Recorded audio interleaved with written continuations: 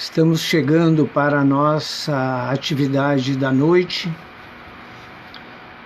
Vamos iniciar a nossa atividade às 19h30. Aqueles que forem sintonizando podem ir colocando seus comentários, se o som tá bom, como vai ser a nossa atividade, quais as expectativas. Enfim, sintam-se à vontade nos seus comentários.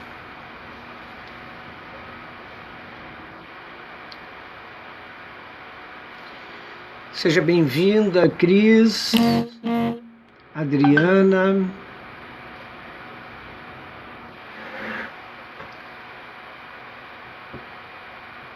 Yara,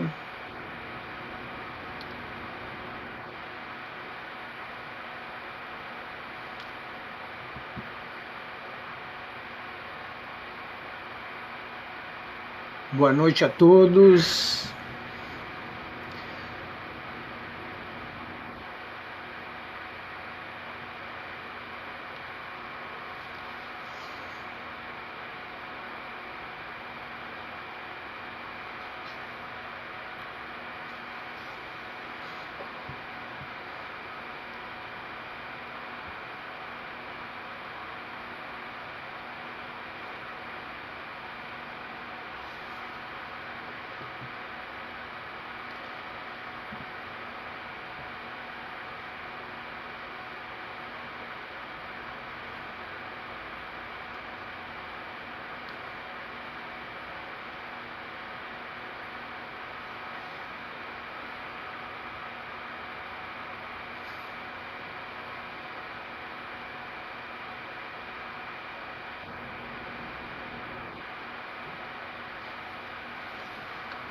Mais uma vez, boa noite a todos, sejam bem-vindos.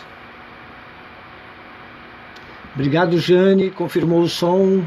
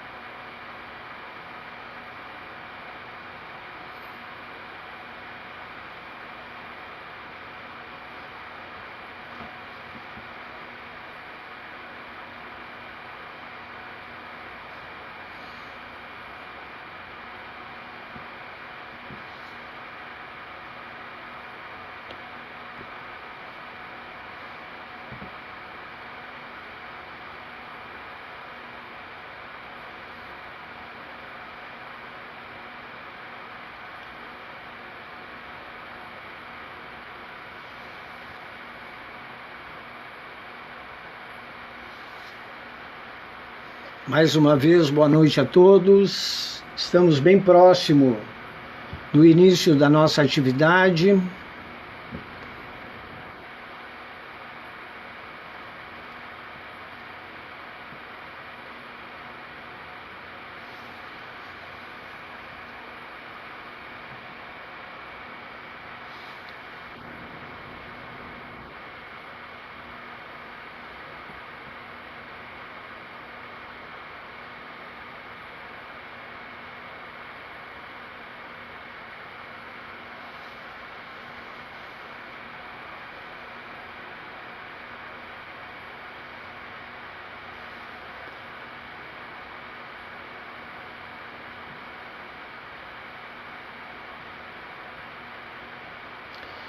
Vamos então iniciar a nossa atividade. Sempre fazemos uma prece.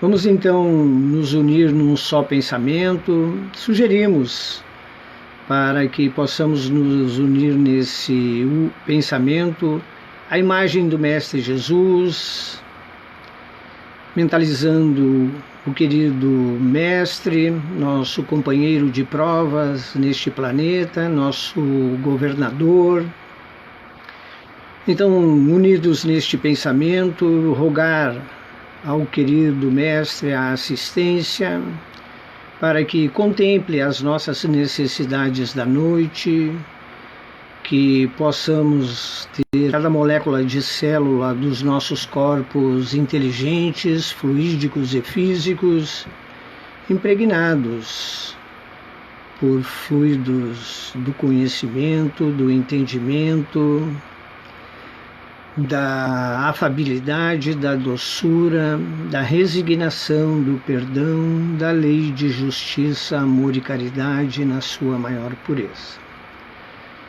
Ajuda-nos, Jesus, a aurir tudo o que precisamos para superar provas, construir progresso e atingir os nossos objetivos maiores neste planeta, que é o de progredir. É com estes propósitos, é com estes objetivos que estamos reunidos. Envia, querido amigo, todos aqueles que podem contribuir, nos assistir, para que atinjamos esses objetivos. Pedimos licença e iniciamos então a atividade de hoje. A palestra que nos cabe a responsabilidade de hoje é os limites da encarnação. Que está lá esse conteúdo no capítulo 4, ninguém poderá ver o reino de Deus se não nascer de novo. E é uma instrução dos Espíritos que ele dá o título de limites da encarnação. É importante, né, nós fazemos um breve comentário. Se estamos encarnados e esse caminho para espíritos puros passa por muitas e muitas encarnações, então temos que entender esse processo, como funciona, e os espíritos então colocaram nos itens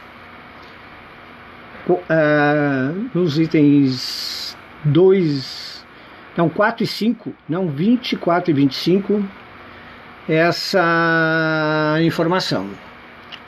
Então, primeiro vamos falar um pouquinho a escala evolutiva dos espíritos, né? Porque se a encarnação tem limites, então em algum momento não vamos precisar mais encarnar. E é preciso entender que etapa nós estamos nesta caminhada e então produzir tudo o que é preciso para atingir as etapas superiores e chegarmos ao principal objetivo, que é espíritos puros. Então, a terceira ordem é espíritos imperfeitos. E a característica dessa ordem é predomínio da matéria sobre o espírito, ignorância, orgulho, egoísmo e todas aquelas paixões que lhes são consequentes.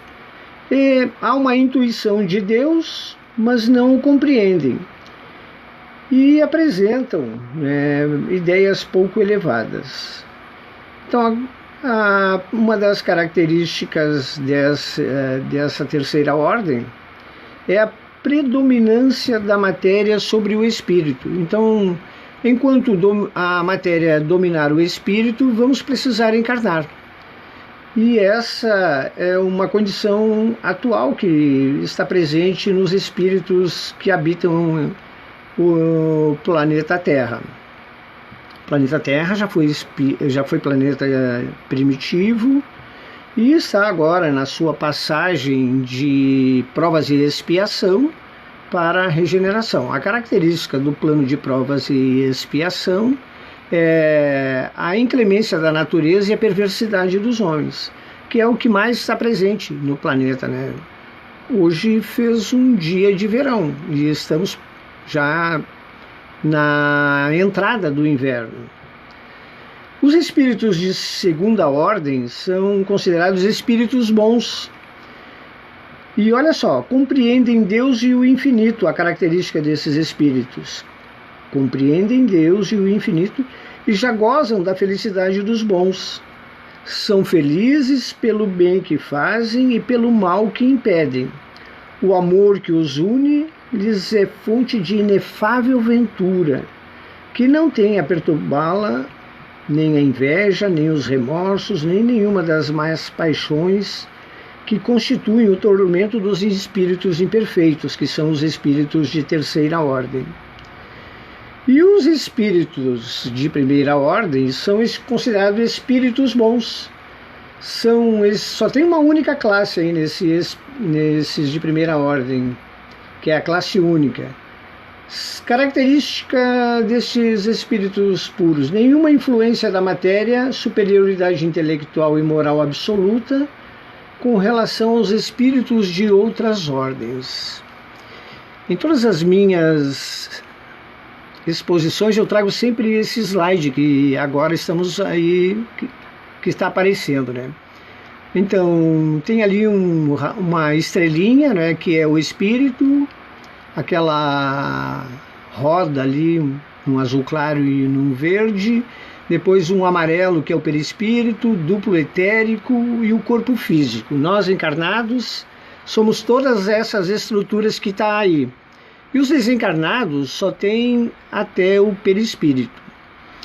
Quando nós conseguimos entender essa estrutura aqui, nós já vamos ter dado um passo considerável, pois tudo que aparece nessa rodinha ali do azul e o verde, que é o corpo mental, é decorrente dos nossos pensamentos, né?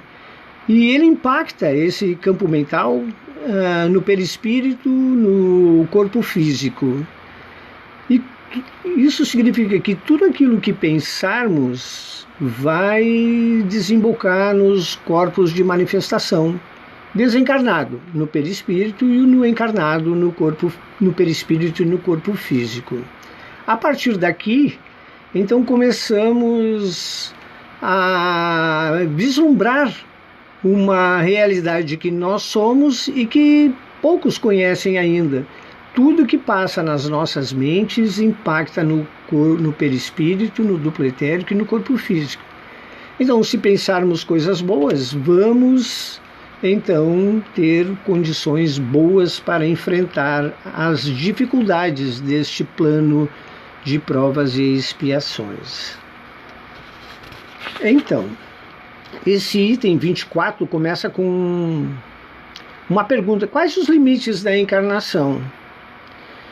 E Kardec coloca lá, esse é um comentário do São Luís, em Paris, no ano de 1859. Ele é assim a seguinte mensagem que ele passa: a bem dizer, a encarnação necessita de limites precisamente traçados, se tivermos em vista apenas o envoltório que constitui o corpo do espírito, dado que a materialidade deste envoltório diminui à proporção que o espírito se purifica. Então, à medida que vamos alcançando um grau de entendimento, que vamos entendendo as leis de Deus, que vamos exercendo elas em todas as nossas relações de família, no cotidiano, no trabalho, vamos então desmaterializando os corpos de manifestação. E aí então o progresso começa a acontecer.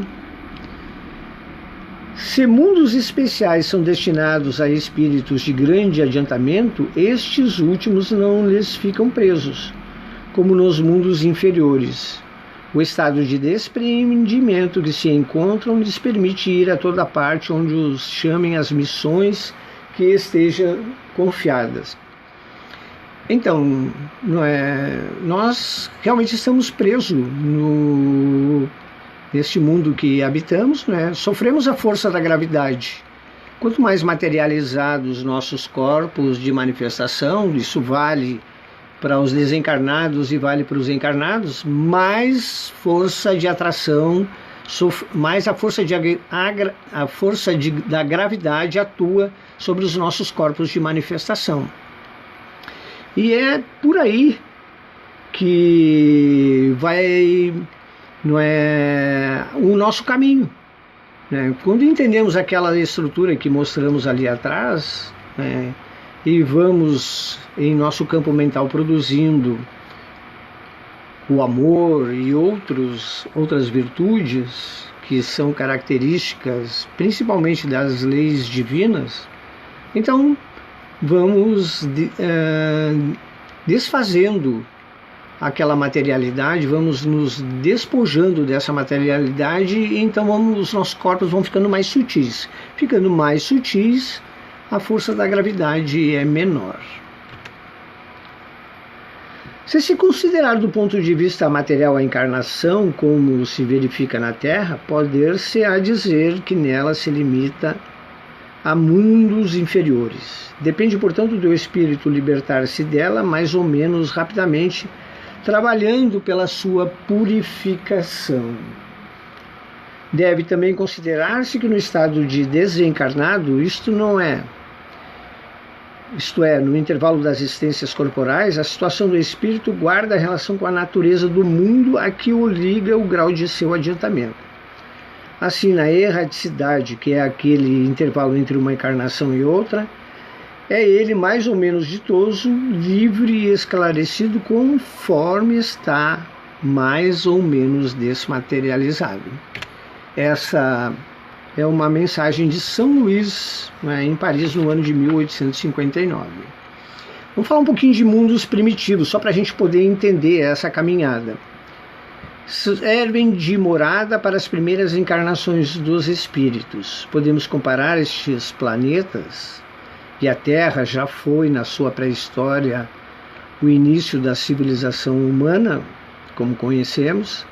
Neste tipo de mundo não existe nenhuma vida moral, vivendo aí o homem como vivem os animais, só preocupado com a satisfação das suas necessidades materiais. A ignorância domina totalmente sobre o conhecimento e a moral. A vida é toda material, então esses estão realmente muito mais atraídos pela força da gravidade do que aqueles que já adquiriram alguma evolução,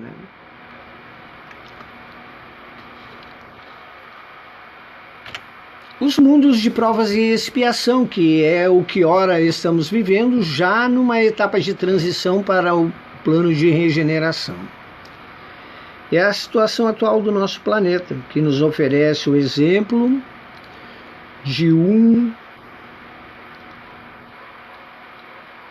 mundos expiatórios. O espírito tem que lutar ao mesmo tempo contra a perversidade dos homens e a inclemência da natureza. O mal predomina sobre o bem e, consequentemente, o sofrimento predomina sobre a felicidade. Os espíritos aí encarnados têm que expiar, ou seja, consertar erros do passado de outras encarnações e, ao mesmo tempo, passar por provações, cujo objetivo é fazer evoluir as qualidades do coração e da inteligência. O espírito então começa a se desmaterializar.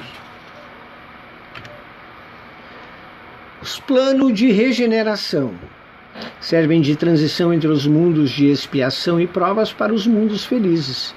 É o próximo passo evolutivo em que a Terra passará. E essa transição já está acontecendo.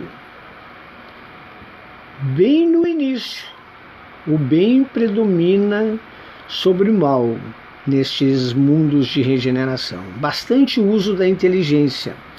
É a reconstrução da sociedade sobre novos valores morais, que começa a predominar no espírito e este começa a exercer algum predomínio da matéria.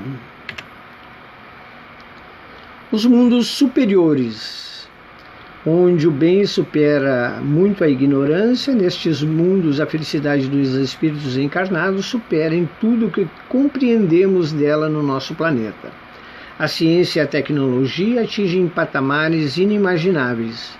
Não existirá mais doenças, mortes prematuras, guerras, pestes, fome e tudo que seja fruto do egoísmo e do orgulho. Uso total da inteligência, moral elevadíssima, predomínio sobre a matéria. Gente, esse é o nosso caminho.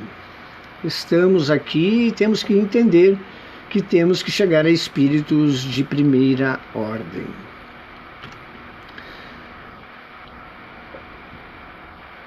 A reencarnação é sempre necessária enquanto a matéria domina o espírito, mas no momento em que o espírito encarnado chegou a dominar a matéria e anular os efeitos de sua reação sobre o moral, a reencarnação não tem mais nenhuma utilidade nem razão de ser.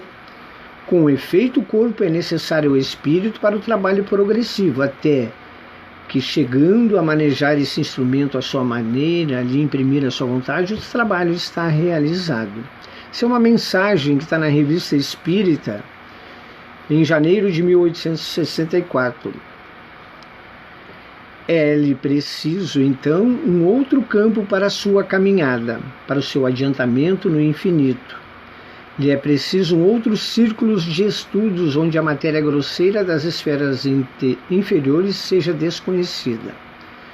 Tendo sobre a Terra ou em globos análogos depurado e experimentado suas sensações, está maduro para a vida espiritual e seus estudos. Tendo-se elevado acima de todas as sensações corpóreas, não tem mais nenhum desses desejos ou necessidades inerentes à corporeidade. Ele é espírito, vive pelas sensações espirituais que lhe são infinitamente mais deliciosas do que as mais agradáveis sensações corpóreas. Isso está na Revista Espírita também, e ela é uma edição de 1864, número 1, e essa médium, a senhorita A.C.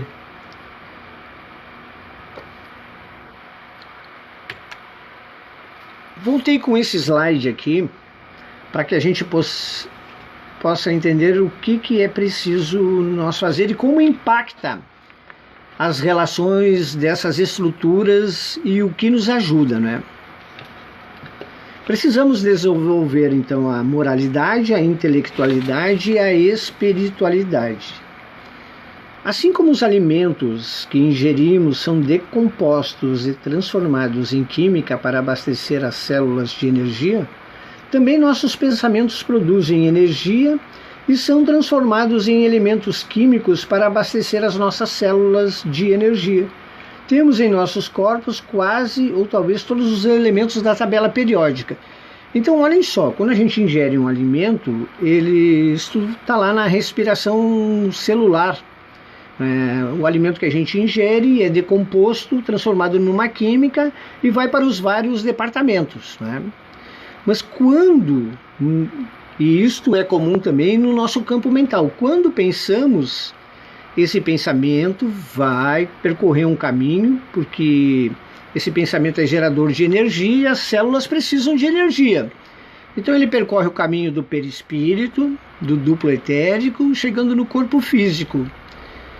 Vai entrar pelas vias respiratórias e também vai entrar pela glândula pineal, e o sistema nervoso central vai se encaminhar de mandar para todos os armazéns do corpo humano.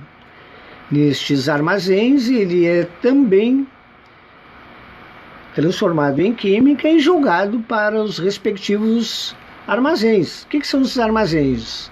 Os sistemas e os órgãos. Lá, então, aquela energia que precisa vai, então, abastecer esses órgãos e esses sistemas. Então, quando pensamos em raiva, quando pensamos em aqueles pensamentos mais inferiores, que tem mais a ver com a matéria, tipo a sensação de comer um churrasco maravilhoso, né? Isso tem a ver com a matéria. E isso, então, gera um fluido, uma energia que vai adensar esse corpo. Não precisamos mais dessa condição tão material assim.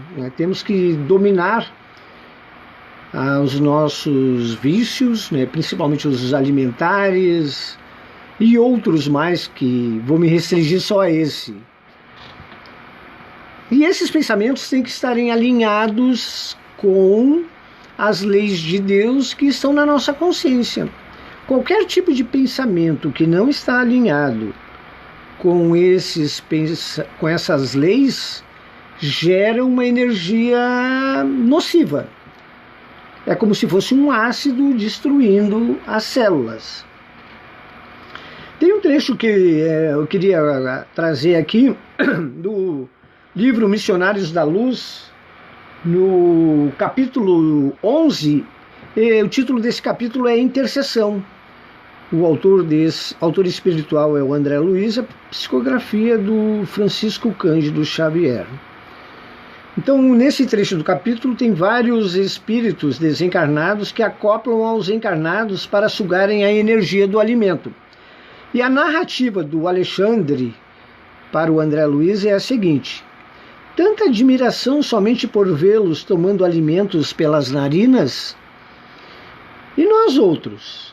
Desconhece você, porventura, que o próprio homem encarnado recebe mais de 70% da alimentação comum através de princípios atmosféricos captados pelos condutos respiratórios?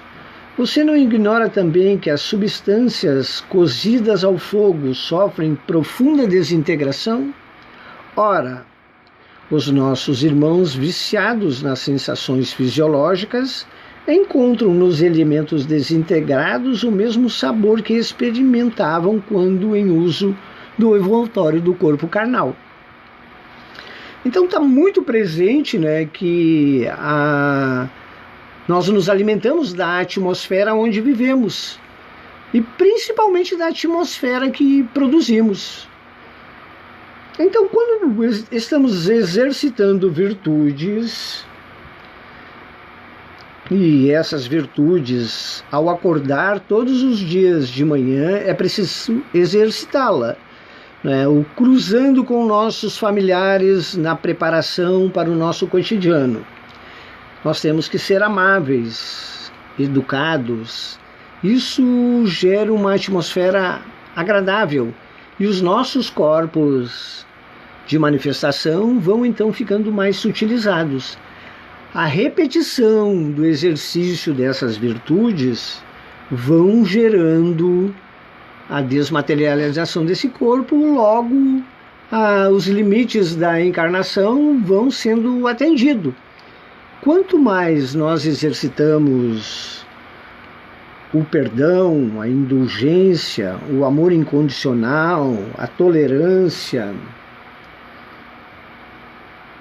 a fé, resignação, humildade, pureza de coração, doçura, isso tudo vai então produzindo uma sutileza nos corpos de manifestação. E esse processo de dar um limite na encarnação vai sendo atendido. Precisamos chegar a espíritos puros. Por curiosidade, os espíritos dizem, por exemplo, que o perdão é um antibiótico, que não tem contraindicação. Podemos usá-lo em todos os momentos. Olhem só, o perdão gera uma energia como se fosse um antibiótico. A gente tem restrições ao uso de antibiótico pela alopatia, né? O uso exagerado do antibiótico causa um efeito desagradável nos nossos corpos físicos. Mas o exercício do perdão no nosso campo mental não tem contraindicação. É um antibiótico que resolve todos os problemas. Antibiótico, vou dar uma relação de antibióticos aqui que não tem contraindicação. Indulgência, amor incondicional, tolerância, fé, resignação, humildade, pureza de coração, afabilidade, doçura, justiça, caridade.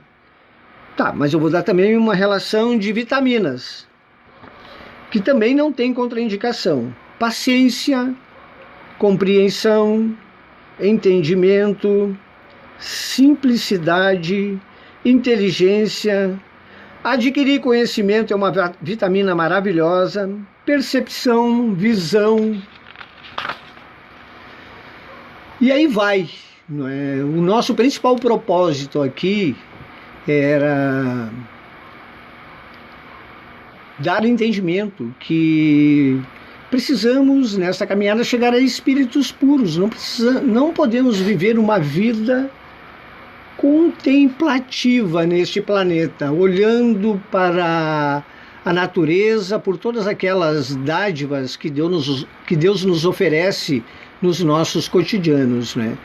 Precisamos, sim, exercitar as virtudes que são bases, que compõem estruturas para que possamos edificar o homem de bem. E o que é o homem de bem? O homem de bem é aquele que pratica a lei de justiça, amor e caridade na sua maior pureza. Então, né, perdoar é muito bom. Faz um bem para a saúde, faz um bem para o corpo físico, para o perispírito. Os desencarnados, quando entendem que o perdão é determinante, eles cada vez mais ficam com seus corpos sutis e vão então se preparando para encarnações mais agradáveis, não é? Nós temos que voltar para o plano espiritual para para retornar à nossa casa. Lá é a nossa casa, o plano espiritual, né? Lá que vamos, não é, viver a imortalidade. Precisamos voltar melhores. Precisamos voltar numa condição melhor, com um entendimento de que a nossa missão é construir em nossa atmosfera mental, no nosso campo mental, a regeneração. A regeneração é determinante na nossa atmosfera e no campo mental. Então, esse exercício é só colocar em prática, pois já temos o conhecimento e a maturidade que é para esse exercício. Os espíritos dizem que já atingimos a maturidade espiritual. Não somos mais crianças, infâncias que precisam ser levados pela mão.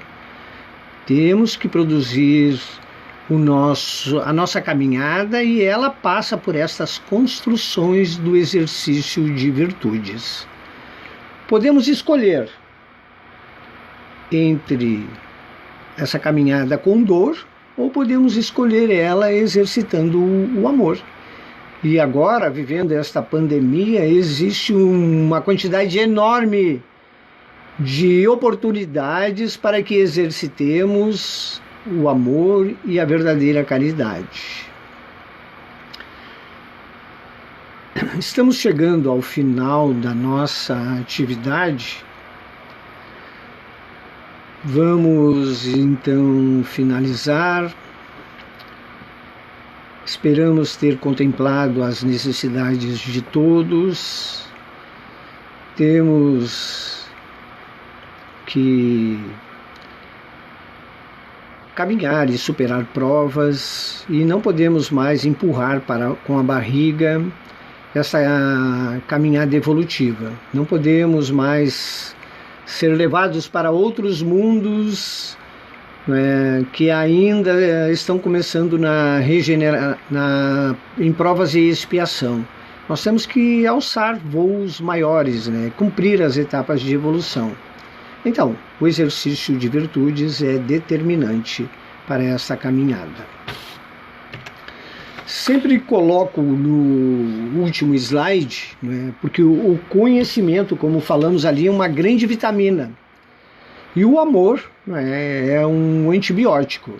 Então, está lá no capítulo 6 do Evangelho, no item 5, Espírito de verdade dá essa mensagem, que é: amai-vos, eis o primeiro ensinamento, instruí-vos, eis o segundo. E aí, você já pensou em estudar a doutrina espírita?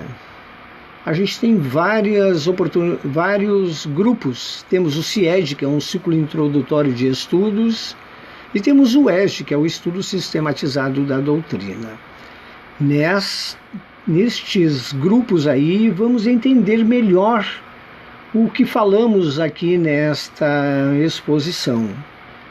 O tempo é muito curto para que possamos entrar em detalhes, Mas eu faço uma chamada aqui para um trabalho que o departamento doutrinário desta sociedade vai fazer, que é sobre o campo mental.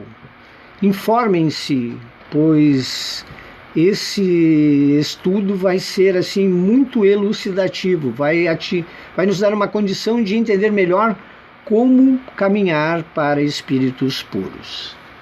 Vamos fazer a nossa prece. Vamos fazer primeiro uma rogativa àqueles nossos irmãos suicidas que passam por grandes provações, levados por sentimentos, por pensamentos mais inferiores, acabaram no suicídio. Pedir ao amigo Jesus, a todos aqueles benfeitores espirituais que trabalham na construção desse plano de regeneração, a produção de fluidos curadores, tonificadores, balsamizantes e revigorantes, que estes fluidos possam tocar intimamente esses nossos queridos irmãos suicidas, alguns conscientes, outros inconscientes, para aqueles que também já estão preparando e planejando o suicídio. Cuida Jesus para que eles possam retirar da sua mente esses desejos, esses planos. Também para aqueles nossos irmãos encarnados que num passado remoto foram suicidas e que ora precisam dar conta da sua completude na encarnação. Ajuda Jesus com a força para superar as provas, ajuda-os para que possam ter em seu campo mental, nestes momentos de desequilíbrio, a força que precisam e o entendimento de como superar essas provas. Queremos rogar também pelos familiares desses irmãos suicidas, pois num suicídio não é só o suicida que passa por dificuldades. Os familiares, amigos e companheiros de caminhada também necessitam da assistência para aurir a força que é preciso e ajudar esses familiares que acabaram optando pelo suicídio.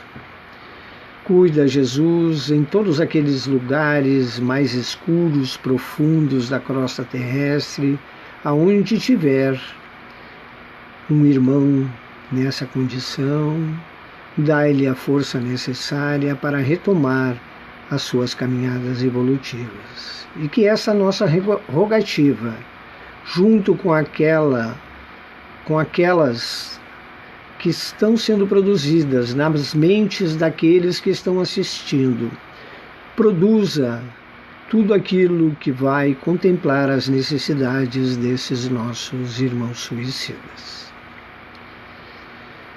Assim, agradecemos a assistência e finalizamos essa etapa da irradiação aos nossos irmãos suicidas. Pedimos agora àqueles que porventura quiserem magnetizar suas águas, que possam colocá-las, que possam sintonizar com as nossas rogativas, pedir aos benfeitores espirituais que ora nos assistem, levar a esses nossos irmãos que estão sintonizados os fluidos e as energias necessárias a esses irmãos para que possam ter uma condição também de superação de provas, pois sabemos que neste momento de pandemia que vivemos, às vezes fraquejamos diante de algumas realidades que vivemos. Ajuda-nos a ter essa força que é necessária para superar todas essas adversidades. Para aqueles que estão nos hospitais, em casas de saúde, nos orfanatos, asilos, nos albergues, nas ruas, aonde houver dor e lágrimas, Senhor, que os teus benfeitores possam levar os recursos necessários a estes nossos irmãos. Cuida também para que os nossos líderes e governantes sejam exemplos de amor e de paz. Finalizamos assim a nossa atividade de hoje. Agradecidos por tudo que recebemos, tenham todos um bom final de semana.